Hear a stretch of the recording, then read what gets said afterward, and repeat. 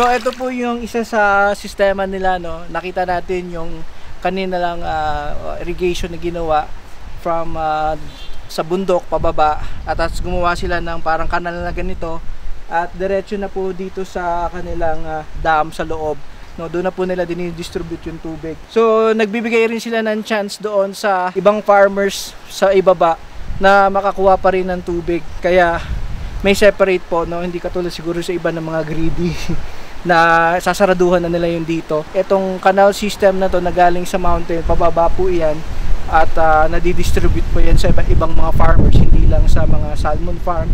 Sa mga nagtatanim din po ay meron silang tubig galing sa bundok na bigay ng kalikasan.